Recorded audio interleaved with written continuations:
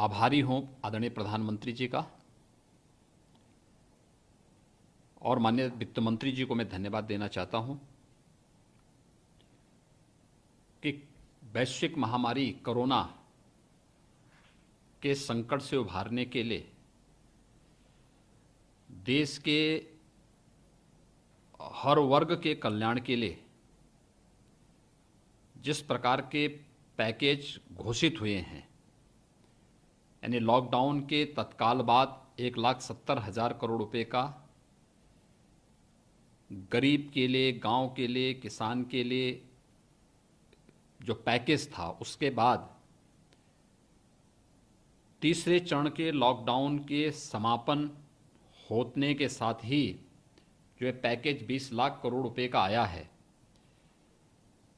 ये वास्तव में एक आत्मनिर्भर और स्वावलंबी भारत निर्माण की दिशा में उठाया गया एक बहुत बड़ा कदम है। पहले दिन एमएसएमई और पावर सेक्टर को मजबूत बनाने के लिए जिस प्रकार की घोषणाएं हुई, वह भारत की वास्तविक ताकत है। लोकल को ग्लोबल बनाने की ताकत को आगे बढ़ाने का ही एक अगली कड़ी है। कल फेरी नीति से आच्छादित होने वाले ठेला, रेहड़ी, खोमचा, पटरी व्यवसायी के साथ साथ माइग्रेंट लेबर को फोकस करते हुए जो घोषणाएं हुई हैं, और आज भारत जैसे कृषि प्रधान देश में भारत के किसानों को ध्यान में रख करके जो घोषणाएं हुई हैं, 1 लाख करोड़ रुपए के कृषि इंफ्रास्ट्रक्चर पर खर्च करने और उसके माध्यम से कृषि इंफ्रास्ट्रक्चर को एक नई दिशा देने की दिशा में उठाया गया एक कदम है। पशुपालन के लिए, मत्स्य पालन के लिए, मधुमक्खी पालन के लिए, और जिसको लेकर के हम लोग वास्तव में बहुत दिनों से इंतजार कर रहे थे, हर्बल खेती, और वह भी गंगा किनारे के तट पर। गंगा मैया देश के अंदर गंगोत्री से लेकर के गंगा सागर तक 2500 किलोमीटर की यात्रा तय करती है। इसमें से 1000 किलोमीटर उत्तर प्रदेश के अंदर तय करती है। तो स्वाभाविक रूप से हम लोगों ने अभी पिछले दिनों नमामि गंगे परियोजना के परिणाम स्वरूप आदरणीय प्रधानमंत्री जी की जो महत्वाकांक्षी योजना रही है, नमामि गंगे परियोजना, उस परियोजना की सफलता के परिणाम स्वरूप गंगा जी की अविरलता और निर्मलता में जो व्यापक परिवर्तन आया है, इसके लिए व्यापक जागरूकता के लिए हम लोगों ने एक गंगा यात्रा, नमामि गंगे यात्रा का आयोजन किया था। और नमामि गंगे यात्रा का उद्देश्य था कि गंगा जी के प्रति सनातन आस्था को और पुष्ट करने के साथ ही हम गंगा किनारे इस प्रकार की एक्टिविटी को बढ़ावा दें जो आस्था के साथ साथ अर्थव्यवस्था को भी मजबूती प्रदान कर सकें। और आज वह पैकेज भी घोषित हुआ है। जब गंगा किनारे हर्बल खेती, 25 लाख एकड़ क्षेत्र में हर्बल खेती के साथ साथ प्लांटेशन देने की एक बड़ी कार्य योजना को मैंने अभी पिछले सप्ताह ही वन विभाग के साथ एक बैठक की थी, वन और उद्यान विभाग के साथ में, और बैठक में फोकस का बिंदु हमारा यही था कि एक दिन में 25 करोड़ वृक्षारोपण हम करेंगे। और गंगा जी के किनारे हम लोग एक दायरे को ले रहे हैं। किसान, गंगा जी के किनारे के तटवर्ती क्षेत्रों का जो किसान है, अगर वह किसान अपने खेत के मेड़ में फलदार वृक्ष लगाता है तो हम उसको निःशुल्क पौध देंगे। अगर वह अपने खेत पर पूरी तरह फलदार वृक्ष लगाता है और जैविक पद्धति से इसे आगे बढ़ाता है तो 3 वर्ष तक उसे हम हर महीने कुछ न कुछ एक निश्चित राशि उपलब्ध कराएंगे। और मुझे लगता है ये हमारे लिए एक नई ताकत होगी, नमामि गंगे परियोजना की सफलता के लिए भी और हर्बल खेती को बढ़ावा देने के दृष्टि से भी, क्योंकि देश के अंदर सबसे अच्छा जल संसाधन हमारे पास है। गंगा मैया हमारे पास है, यमुना मैया हमारे पास है, सरयू जी हमारे पास है, राप्ती नदी हमारे पास है, और भी ऐसी तमाम छोटी बड़ी नदियां हमारे पास हैं। गोमती नदी हमारी राजधानी से होकर के जाती है। इन सभी के पुनरुद्धार के साथ ही यहां पर हर्बल खेती और प्लांटेशन, जैविक पद्धति से प्लांटेशन को आगे बढ़ाने का कार्य होगा। पशुपालन की दिशा से भी एक बड़ा कार्य आगे बढ़ा है, बढ़ाने का पैकेज आज की उसमें घोषित हुआ है। खासतौर पर पशुपालन और डेयरी इंफ्रास्ट्रक्चर के लिए जो घोषणा हुई है, एमएफडी के लिए जो खुरपका मुंहपका रोग था, इसको पूरी तरह समाप्त करने के लिए 13,000 करोड़ रुपए की एक योजना, देश के अंदर 53 करोड़ मवेशियों के लिए टीकाकरण की एक व्यापक कार्य योजना को लेकर के पशुपालन क्षेत्र के इंफ्रास्ट्रक्चर के लिए जो हुआ है, भारत में जो दूध होगा, दूध का उत्पाद होगा, ये दुनिया के मार्केट में जा सकता है। इस दिशा से आज का ये घोषणा देश की ग्रामीण अर्थव्यवस्था और देश की कृषि आधारित अर्थव्यवस्था को एक नई ऊंचाइयों को प्रदान करने वाला है। उत्तर प्रदेश देश का सर्वाधिक कृषि बाहुल्य क्षेत्र रखता है और देश के अंदर सबसे समृद्ध जल संसाधन और कृषि संसाधन की दृष्टि से प्रधानमंत्री किसान सम्मान निधि में देश के अंदर अगर हम देखें तो अकेले उत्तर प्रदेश से 2 करोड़ 34 लाख किसान इस योजना से लाभान्वित होते हैं। और मेरा मानना है कि यह एक बहुत महत्वपूर्ण पैकेज है, स्वागत योग्य कदम है। मैं आदरणीय प्रधानमंत्री जी का और माननीय वित्त मंत्री जी का हृदय से आभार व्यक्त करता हूं कि निश्चित ही कोरोना संकट से उभारने और कृषि आधारित भारत की अर्थव्यवस्था को एक नई ऊंचाइयों तक वैश्विक स्तर पर पहुंचाने में इस प्रकार के पैकेज की एक बड़ी भूमिका होगी। मैं आदरणीय प्रधानमंत्री जी का हृदय से आभार व्यक्त करता हूं। हम ये कह सकते हैं कि आज के पैकेज से निश्चित रूप से उत्तर प्रदेश को एक बड़ा लाभ मिलेगा। आप हालांकि बहुत कुछ वही काम कर रहे हैं जो आप लोग को ऑलरेडी केंद्र सरकार ने आज घोषणाएं करी हैं। हाँ, देखिए ये हमारे लिए एक नई ताकत है, ये हमारे लिए एक नई ताकत है। कल में देखिए 3 दिन के पैकेज में आपने देखा होगा कि देश के अंदर उस तबके को टच किया जा रहा है जो आजादी के बाद से अपने को उपेक्षित महसूस करता था। इस देश की तो ताकत थी, खासतौर पर हम जब उसकी बात करते हैं, जिसने देश की अर्थव्यवस्था को विपरीत परिस्थितियों में एक नई ऊंचाइयों तक पहुंचाया था। एमएसएमई सेक्टर, यह हमारी सबसे बड़ी ताकत थी देश की और उत्तर प्रदेश की भी। यह उपेक्षित हुआ, लेकिन प्रधानमंत्री मोदी जी ने 2014 में जब मेक इन इंडिया की बात की तो उस मेक इन इंडिया के आधार में कोई था तो एमएसएमई सेक्टर को एक नया डोज देने का था। और ये पैकेज जो 20 लाख करोड़ रुपए का पैकेज है, इसने एमएसएमई सेक्टर को, पावर सेक्टर को, हमारे छोटे छोटे उन व्यवसायियों को जो पटरी में ठेला खोमचा रेहड़ी लगा करके अपना काम किसी प्रकार से आजीविका चलाता था, कल उसको जिस प्रकार की घोषणा की है 10,000 यानी उसको 10,000 रुपए तक का लोन की सुविधा उसको उपलब्ध की है आसान किस्तों पर, और बहुत आसान उस पर उसको ब्याज दर पर उसको देने की व्यवस्था की है।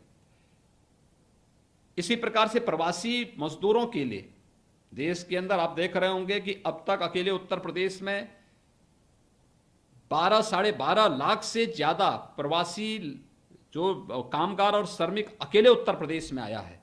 और आने वाले दिनों में जिस प्रकार की संख्या हमारे सामने आई है, ये 22 से 25 लाख तक पहुंच सकती है। इन सब को सहायता देने के क्रम में 2 महीने तक फ्री में राशन मिलने, इनकी आवासीय सुविधा का समाधान देश में करने के लिए, इनको अन्य तमाम प्रकार की सुविधाएं देने के लिए भी जो कदम उठाए गए हैं। और आज कृषि है, पशुपालन है, मत्स्य है, डेयरी है, आपका जो है हर्बल खेती के लिए गंगा जी के किनारे 25 लाख हेक्टेयर क्षेत्र में हर्बल की खेती को बढ़ावा देने के साथ साथ अन्य तमाम उसमें, यानी कृषि इंफ्रास्ट्रक्चर की जब हम बात करते हैं तो भंडारण का एक बड़ा उसमें योगदान होता है। उसकी क्षमता को वृद्धि करने की दिशा में प्रोत्साहन एक बहुत बड़ा कदम है। और सचमुच मेरा मानना है भारत की कृषि आधारित अर्थव्यवस्था के लिए यह पैकेज एक बहुत महत्वपूर्ण उठाया गया कदम है।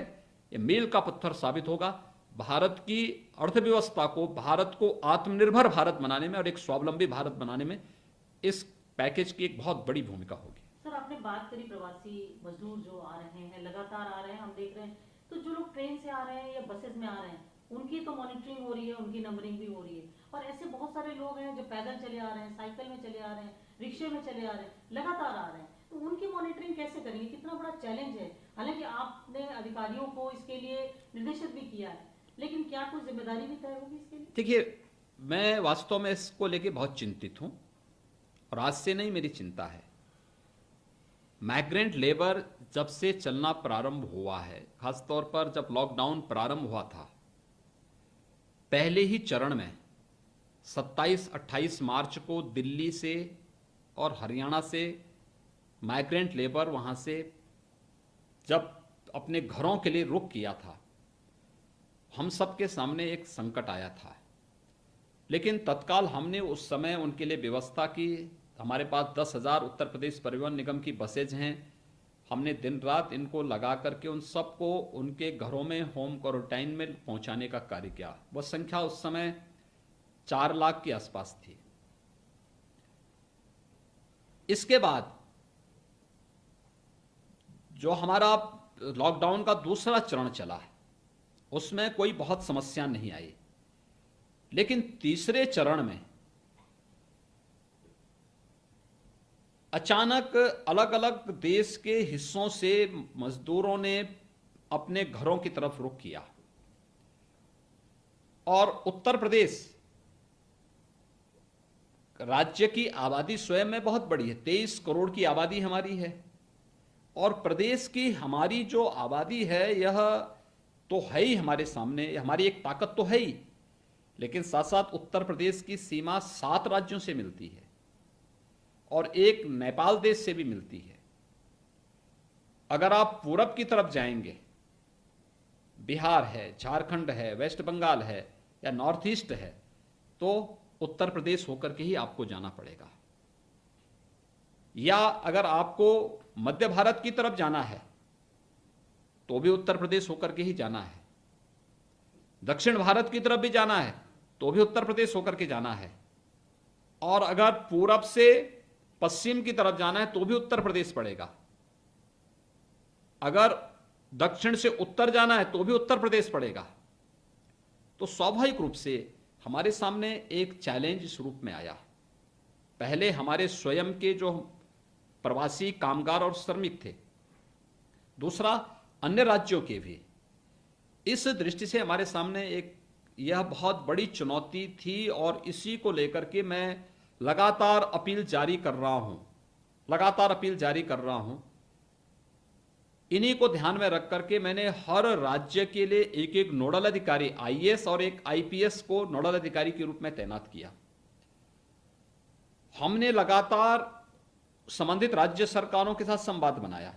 देश के सभी राज्य सरकारों को मैंने पत्र भी लिखा, ज्यादातर मुख्यमंत्रियों के साथ टेलीफोन से बातचीत भी की।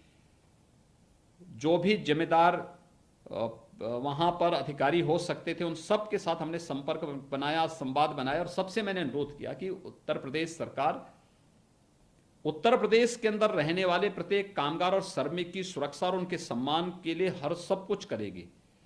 हमारे प्रदेश के जो कामगार और श्रमिक हैं उनको लॉकडाउन के दौरान सुरक्षा और सम्मान आप लोग भी दें। अपनी क्षमता के अनुसार सभी राज्य सरकारों ने किया, लेकिन फिर भी कुछ कारण था। बहुत बड़ी मात्रा में लोगों ने वहां से अपने घरों की ओर रुख किया। अब अभी तक हमारे पास 12.5 लाख से अधिक कामगार और प्रवासी श्रमिक उत्तर प्रदेश में आ चुका है, और आज से मैं देख रहा हूं कि लगभग 1 लाख प्रवासी कामगार और श्रमिक प्रतिदिन इस जो भारत सरकार के रेल मंत्रालय के साथ संवाद बना करके हम लोगों ने रेलगाड़ियां चलाई हैं, इन रेलगाड़ियों से ही उत्तर प्रदेश में आ रहा है। बाकी बसेज से और बाकी अन्य लोग अपने तरीके से भी आ रहे हैं। मैंने सभी राज्य सरकारों से इस बारे में अनुरोध किया था कि जितने भी प्रवासी श्रमिक और कामगार हैं इन्हें क्वारंटाइन सेंटर में आप रख करके अगर सूची हमें दे देंगे तो हम वहां से उठा लेंगे, वहां से उनको ले लेंगे, बसेज से उठा लेंगे, वहां से ट्रेन से फिर उनको पहुंचाने की व्यवस्था करेंगे, क्योंकि उत्तर प्रदेश में हमने अपने यहां क्वारंटाइन की क्षमता, आज के दिन पर हमारे पास 13.5 लाख से अधिक लोगों को क्वारंटाइन सेंटर में रखने की व्यवस्था है। कम्युनिटी किचन, प्रतिदिन हमारे कम्युनिटी किचन में प्रतिदिन 12 से लेकर 15 लाख फूड पैकेट बन रहे हैं। हम लोगों ने पहले इस बारे में कहा कोई व्यक्ति भूखा नहीं रहना चाहिए यूपी में, उसको जिसको भोजन चाहिए उसको भोजन दीजिए, जिसको खाद्यान्न चाहिए उसको खाद्यान्न दीजिए। सर ये इसमें बहुत से नंबर ऐसे हैं जो महाराष्ट्र से आ रहे हैं, देख रहे हैं महाराष्ट्र से आने वाले श्रमिक बहुत ज्यादा नंबर ज्यादा हैं, लेकिन उनके साथ में एक समस्या ये है कि वहां पर जिस तरीके से कोरोना का रूप हम लोग देख रहे हैं, अभी तक हमारे गांव उत्तर प्रदेश में सुरक्षित है, बहुत कुछ आप लोगों ने बहुत कुछ मेहनत करके इसको अभी तक बचा के रखा है। आपको नहीं लगता अगर ये कहीं गांव तक पहुंच जाए तो कितनी बड़ी आप लोगों के लिए चुनौती होगा कि इसको रोक पाना? देखिए, वह प्रवासी कामगार और श्रमिक हमारा अपना भाई है और वह हमारी ताकत भी है। वह अपनी रोजी रोजगार के लिए वहां गया था और रोजी रोजगार की दृष्टि से वह व्यक्ति जब वहां पे काम कर रहा है, आज उसके सामने संकट आया है, तो स्वाभाविक रूप से ये हमारा दायित्व बनता है कि हम उसके संकट के साथ खड़े हों। हम लोगों ने अपना वह दायित्व निभाया है। हम इस आधार पर उसको नजरअंदाज नहीं कर सकते कि उसके कारण यहां पे कोरोना आएगा। ये संकट है, ये हम भी जान रहे हैं, लेकिन वह स्वयं भी संकट में है और इसलिए उसके संकट के साथ खड़ा होना ये हमारा नैतिक दायित्व बनता है। इसलिए उसकी सुरक्षित और सम्मानजनक वापसी ये आज की सबसे बड़ी आवश्यकता है और इसीलिए हम लोगों ने जितने भी हमारे प्रवासी कामगार और श्रमिक आ रहे हैं, इन्हें हम सुरक्षित ट्रेन से या बसेस से जिले में ले जा रहे हैं, जिले में पहुंचा रहे हैं, जिले में क्वारंटाइन सेंटर में रख करके वहां उनके भोजन, वहां पे उनके सारी सुविधाएं उन्हें दी जा रही हैं। फिर हेल्थ चेकअप करने के बाद जो व्यक्ति स्वस्थ है उसे बसेस से खाद्यान्न देकर के उसके घर तक पहुंचाने का कार्य हो रहा है। जिसमें थोड़ी भी संदिग्धता है उन्हें वहां रख करके उसका फिर आगे चेकअप किया जा रहा है, सैंपल लिए जा रहे हैं और उन्हें फिर आवश्यकता पड़ने पर हॉस्पिटल में, कोविड हॉस्पिटल में भर्ती किया जा रहा है। सामान्य बीमारी है तो फिर नॉन कोविड हॉस्पिटल में उसका उपचार किया जा रहा है। ये स्क्रीनिंग की कार्रवाई भी हो रही है, खाद्यान्न भी उपलब्ध कराया जा रहा है, भोजन की व्यवस्था भी दी जा रही है। हमने अकेले कोविड हॉस्पिटल में अब तक 55,000 बेड उपलब्ध कराए हैं यूपी में। हमारे पास इसकी भी कमी नहीं। उत्तर प्रदेश के सभी 75 जनपदों में वेंटिलेटर की सुविधा हम दे चुके हैं, इसमें भी कोई समस्या नहीं। लेकिन हमारे सामने समस्या है जो लोग पैदल चले आ रहे हैं अन्य राज्यों से, और सड़क से कोई व्यक्ति आए तो उसको कोई वहां पर सुविधा भी दे दे। जो खेतों के माध्यम से, नदियों के माध्यम से या फिर पहाड़ के माध्यम से उतर करके आ जा रहे हैं मध्य प्रदेश में, वो पहाड़ के रास्ते से उतर करके दूसरे रास्ते से आ जा रहे हैं, प्रशासन को पता नहीं लग पा रहा है। इसी प्रकार से हरियाणा में वे यमुना जी के अंदर से घुस करके दूसरे रास्ते से आ जा रहे हैं। और भी जगह ये समस्याएं पैदा हो रही हैं। हम लोगों ने इसीलिए अपील जारी की है और मैं फिर भी अपील करूंगा सभी अपने प्रवासी कामगार और श्रमिकों से कि उत्तर प्रदेश सरकार अब तक 12.5 लाख से अधिक प्रवासी कामगार और श्रमिकों को उत्तर प्रदेश में सुरक्षित लाई है, सम्मानजनक ढंग से लाई है। किसी के सामने कोई समस्या यहां उत्तर प्रदेश में नहीं है, न उसके सामने भोजन की समस्या है, न रहने की समस्या है, न उसके पास खाद्यान्न की समस्या है, क्योंकि हमने हर एक व्यक्ति को खाद्यान्न की व्यवस्था भी दे दी है, उसको हम भरण पोषण भत्ता भी दे रहे हैं, उसको हम यहाँ पे हर प्रकार की सुविधा दे रहे हैं। इसलिए समस्या वो नहीं, समस्या वह है जब वो पैदल चल रहा है। और मुझे इस बात पर वो है कि पैदल चलने में, लंबी दूरी तय करने पर व्यक्ति डिहाइड्रेशन का शिकार हो सकता है, उसके स्वास्थ्य के साथ वो खिलवाड़ कर रहा है। कतई न करे। जब सरकार ला रही है, इतने दिन उन्होंने धैर्य रखा है, इस समय धैर्य रखें, हम उनको लेकर के आएंगे, सुरक्षित व्यवस्था देंगे, निःशुल्क व्यवस्था देंगे, वो किसी दलाल के चक्कर में ना पड़े। जब सरकार सुरक्षित व्यवस्था दे रही है, निःशुल्क व्यवस्था दे रही है, तो किसी को पैसा न दे।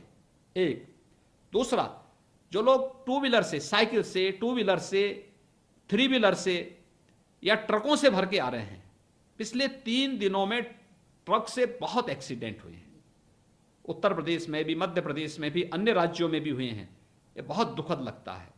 वो आ रहा है घर में सुरक्षा के लिए, और सुरक्षा हम दे रहे हैं। मैं कह रहा हूं इसको कि केंद्र और राज्य सरकार, केंद्र सरकार ने इतना अच्छा पैकेज दिया है, हर एक व्यक्ति के कल्याण के लिए दिया है। क्यों हम चिंता कर रहे हैं? थोड़ा धैर्य रखें, हम उन्हें सुरक्षित उनके घरों तक पहुंचाएंगे। और मैंने इसीलिए लगातार मैंने प्रशासन से कहा, कल मैंने शाम को स्पेशली बैठक की थी, चीफ सेक्रेटरी को, डीजीपी को, एसीएस होम को और अन्य अधिकारियों को बुलाकर के मैंने बहुत सख्ती से इस बात को कहा। मैंने कहा कोई पैदल नहीं चलना चाहिए, कोई टू व्हीलर और थ्री व्हीलर से भी नहीं चलेगा, कोई ट्रक से भी नहीं परिवहन करेगा। उत्तर प्रदेश में जहां पे भी कोई प्रवासी कामगार और श्रमिक घुसता है, अगर अगल बगल के राज्य सहयोग नहीं भी करते हैं, उत्तर प्रदेश में प्रवेश करते ही आप उसको अपने क्वारंटाइन सेंटर में उस जिले में ससम्मान लेके जाएं, उसको पानी दीजिए, भोजन दीजिए, उसका हेल्थ चेकअप कराइए, फिर बस बुक करिए। हर एक जनपद में हमने एडिशनल ये 10,000 जो परिवहन निगम की बसेज हमने लगाई, इसके अलावा भी हर जनपद से हमने कहा है कि 200-200 बसेज अतिरिक्त आप रखिए अपने पास, और उसमें इन प्रवासी कामगार और श्रमिकों को उनके गृह जनपद तक पहुंचाने का कार्य करिए, जिससे गृह जनपद में उन्हें क्वारंटाइन सेंटर में ले जाकर के फिर उनका हेल्थ चेकअप किया जा सके, और फिर उनको खाद्यान्न का पैकेट दे करके उनके घरों तक पहुंचाने की व्यवस्था हम कर सकें, जिससे होम क्वारंटाइन में रह सके। हम लोगों ने प्रदेश के अंदर हर ग्राम पंचायत में निगरानी समिति भी गठित कर दी है, सर्विलांस हो रहा है, एक एक जगह एक एक व्यक्ति की जानकारी ली जा रही है, जिससे कम्युनिटी इन्फेक्शन न फैले। हमने विपरीत परिस्थितियों में भी उत्तर प्रदेश में काफी हद तक कोरोना को कंट्रोल किया है, जिससे उत्तर प्रदेश के लोगों को हम एक अच्छा, सुरक्षित और स्वस्थ माहौल दे सकें। और मैं फिर इस बात को कहूंगा कि आज मैं फिर सभी प्रवासी कामगार और श्रमिकों से अपील करूंगा, वे पैदल न चलें, टू व्हीलर, थ्री व्हीलर या ट्रकों से यात्रा न करें, वे जहां हैं वहां रुकें। हमें हमारे नोडल अधिकारियों को बता दें। हमने जन सुनवाई पोर्टल तैयार किया, उस जन सुनवाई पोर्टल के आधार पर हम प्रतिदिन 1 लाख से ज्यादा लोगों को तो केवल श्रमिक एक्सप्रेस के माध्यम से उत्तर प्रदेश के विभिन्न शहरों में और जनपदों में पहुंचा रहे हैं। तो फिर चिंता किस बात की? समय लग सकता है। देखते हैं आपको सुबह से लेकर रात तक आपकी लगातार मीटिंग्स होती हैं, आप रिव्यूज करते हैं, लेकिन बावजूद इसके जब इस तरीके के दृश्य सामने आते हैं तो कितना आपको अफसोस होता है, मतलब चिंता भी होती होगी कि जब आप लगातार लगे हुए हैं, समीक्षा भी आप कर रहे हैं, तो आपको लगता है कि पूरी तरह संतुष्ट हैं आप जो समीक्षा कर रहे हैं? आप सुबह से लेके रात तक मीटिंग्स भी कर रहे हैं, इस पर चिंता भी कर रहे हैं, जिस उत्तर प्रदेश को आपने अब तक इतना बचा के रखा। देखिए, ये मेरी जिम्मेदारी है और मुझे अपनी नैतिक दायित्वों का निर्वहन करना है। हर हाल में हम उसको करेंगे, लेकिन मुझे उस प्रवासी कामगार की समस्या को और श्रमिक की समस्या को भी जानना है, देखना है, क्योंकि वह इस समय संकट में है। क्योंकि बहुत सारी जगह कुछ लोग ऐसे हैं जिनको श्रमिकों को उद्योगों में जहां काम करते थे वहां मानदेय नहीं मिला। देखिए, हमने लॉकडाउन के दौरान उत्तर प्रदेश के अंदर अपने 96 से 98% श्रमिक और कामगारों को उनका मानदेय लॉकडाउन के दौरान, बंदी के दौरान भी दिलवाया है। अब तक हम लोग लगभग 1500 करोड़ रुपए का मानदेय और उनका जो भुगतान था वह लॉकडाउन के दौरान का भी हम लोगों ने सभी को दिलवाया है। अगर यही कार्य अन्य जगह पर भी होता तो संभवतः वह ये नहीं कहता कि हमारे पास पैसा नहीं है। हमने हर एक जगह व्यवस्था की कि अगर या तो उद्योग या फिर अगर वहां पे नहीं व्यवस्था हो रही है तो सरकार उन्हें खाद्यान्न और भोजन की व्यवस्था करेगी। जहां पर कोई नहीं कर रहा था, सरकार ने वहां पे दायित्व निभाया है। आपको नहीं लगता उत्तर प्रदेश के ऊपर ये एक्स्ट्रा बर्डन हुआ? नहीं, देखिए, वो हमारी ताकत है और ये उसका अधिकार है। जो लगातार आ रहे हैं, ये दूसरे राज्यों में जाने देखिए, ये हमारी ताकत है और इस देश की ताकत है। आज वो संकट में है तो हम उसको ठुकरा दें, ये महापाप है, ये पाप हम नहीं होने देंगे। तो एक और चीज है कि एमएसएमई हो या मनरेगा हो, इसमें लगातार आप लोगों को काम देने का काम कर रहे हैं। उत्तर प्रदेश ने मेरे ख्याल से शायद सबसे पहले स्टार्ट करा, केंद्र सरकार ने भी बहुत कुछ उसी चीज को अडॉप्ट भी किया है, जैसा निर्मला सीतारमण जी ने कल भी कहा था। अब लेकिन अगर ये प्रवासी भाई, ये जो हमारे बाहर थे मजदूर भाई, वो सब अगर वापस आते हैं, जैसा कि आप खुद कह रहे 20 लाख 25 लाख आ गए, तो कैसे इनको मैनेज करेंगे? कितने बड़े चैलेंज उत्तर प्रदेश के। देखिए, इसमें हमारे लिए सबसे बड़ी बात यह है, हम जब क्वारंटाइन सेंटर में इन सभी प्रवासी कामगार और श्रमिकों को ले जा रहे हैं, इनकी स्किलिंग कर रहे हैं हम लोग। अब आप ताज्जुब करेंगे कि इसमें से बड़ी ताकत ऐसी है कि जिनके पास बहुत अच्छा अनुभव है, ये हमारी एक नई ताकत बनेंगे। और इसीलिए हम लोगों ने इनकी स्किलिंग के माध्यम से इन सबको रोजगार देने की बेहतर व्यवस्था की है। एमएसएमई सेक्टर उत्तर प्रदेश का सबसे बड़ा सेक्टर है, और एमएसएमई सेक्टर में हम लोगों ने 2 वर्ष पहले ही 1 डिस्ट्रिक्ट 1 प्रोडक्ट की अपनी योजना चलाई है। यह उत्तर प्रदेश की सबसे बड़ी ताकत थी, और मेरा अनुमान है कि इसमें हम अपने एमएसएमई सेक्टर में, ग्रामीण क्षेत्र की अर्थव्यवस्था में, मनरेगा, ताज्जुब करेंगे कि आज के दिन पर उत्तर प्रदेश में 27 से 28 लाख लोग प्रतिदिन मनरेगा में रोजगार पा रहे हैं, उत्तर प्रदेश के अंदर हो रहा है। इसके अलावा हमारे पास उत्तर प्रदेश के अंदर हमारे जो बड़े बड़े इंफ्रास्ट्रक्चर के काम चल रहे हैं, एक्सप्रेसवेज के काम चल रहे हैं, हाईवेज के काम चल रहे हैं, माइनिंग का काम प्रारंभ हो चुका है। हमने विपरीत परिस्थितियों में भी लॉकडाउन के दौरान भी अपनी चीनी मिलों को चलाया। 119 चीनी मिलें हमारी चली, 12,000 से अधिक ईंट के भट्टे हमारे चले, 2,500 के से अधिक हमारे कोल्ड स्टोरेज थे, ये आज भी चल रहे हैं। अन्य जो आवश्यक वस्तुओं की आपूर्ति से जुड़े हुए हमारे उद्यम थे, सबको हमने चलाया है, कहीं कोई समस्या नहीं। और मेरा यह मानना है कि हमारे पास तो देश का सबसे अच्छा कृषि है, और कृषि इंफ्रास्ट्रक्चर के लिए जो पैकेज घोषित हुआ है, और जिस तरीके से भारत सरकार ने, आदरणीय प्रधानमंत्री जी ने लॉकडाउन के प्रारंभ होने के साथ ही प्रधानमंत्री गरीब कल्याण पैकेज दिया था, और ये 20 लाख करोड़ का पैकेज है। इन सबको अगर आप देखेंगे तो मेरा यह मानना है 20 नहीं 90 लाख अतिरिक्त लोगों को हम रोजगार उत्तर प्रदेश में देने की क्षमता रखते हैं, और उस प्रकार की पूरी कार्ययोजना हमारी पहले से बन चुकी है। हम लोग केवल, हमारा काम केवल कोरोना से बचाव का ही नहीं है, हम साथ साथ कोरोना से बचाव, उससे उपचार और फिर सुरक्षित करने के साथ साथ अर्थव्यवस्था पर पड़ने वाले उसके दुष्परिणामों के साथ साथ उससे उभारने की दिशा में भी, और रोजगार पर संकट से भी उसको उभारने की दिशा में भी हम लोगों ने कदम बढ़ाए हैं।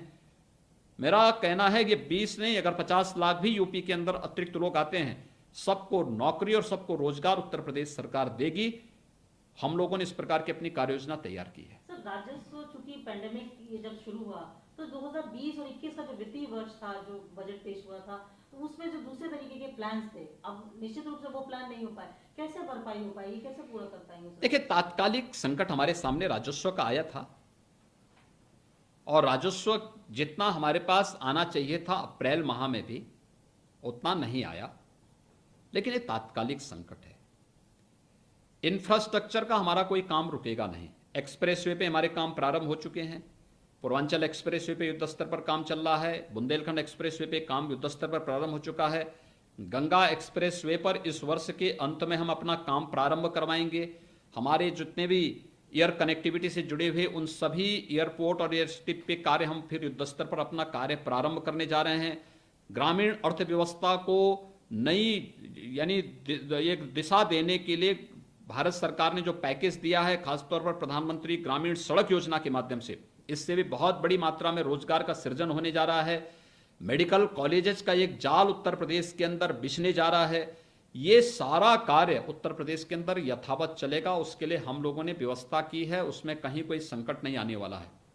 हमने इसीलिए अब जो इसके बाद की जो लॉकडाउन का 4th फेज आएगा, भारत सरकार की जो एडवाइजरी आजकल में जो आएगी, हम उसके अनुसार अपनी रणनीति तय करेंगे, जिसमें सोशल डिस्टेंसिंग को बनाए रखते हुए हम लोग अपनी कुछ उन गतिविधियों को, जिससे यहाँ की अर्थव्यवस्था को एक नई दिशा में आगे बढ़ाया जा सकता है, इस पर भी हम कार्य कर सकेंगे। और मुझे लगता है कि दोनों चीज़ों को हम साथ लेकर के चलेंगे। सर आज 15 मई है, 17 तारीख के बाद जैसे प्रधानमंत्री जी ने भी घोषणा की है कि लॉकडाउन 4 शुरू होगा, निश्चित रूप से वो कुछ नया दूसरा रंग रूप में आएगा सामने।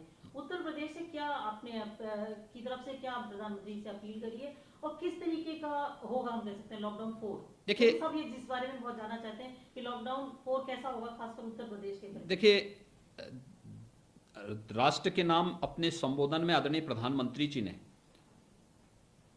इस लॉकडाउन 4 को के बारे में राज्य सरकारों से प्रस्ताव भेजने के लिए कहा था, और उससे पहले मुख्यमंत्रियों के साथ वीडियो कॉन्फ्रेंसिंग के माध्यम से भी प्रधानमंत्री जी ने वो किया।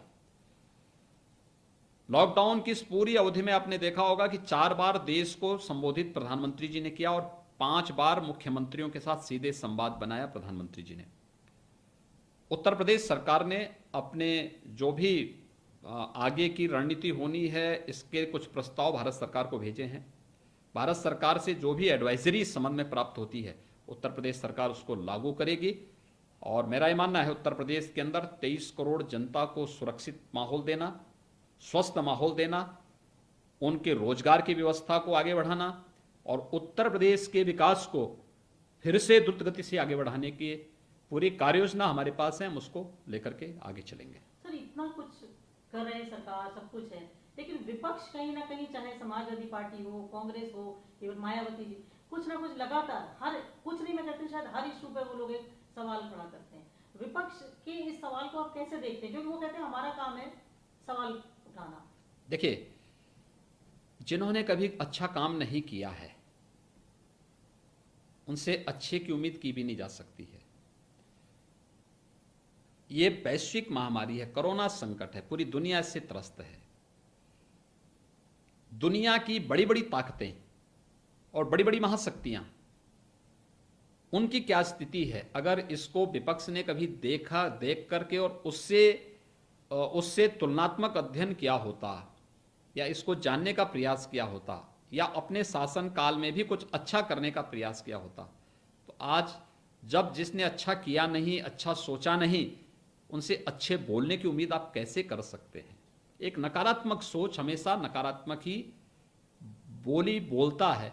और मुझे लगता है कि कांग्रेस हो, समाजवादी पार्टी हो या अन्य जो भी दल हैं, इनकी जो नकारात्मक रवैया रहा है देश के प्रति, वह जनता के प्रति, गरीब के प्रति, किसान के प्रति, वो आज भी उसी रूप में, किसी को सहयोग नहीं कर रहे हैं वे लोग।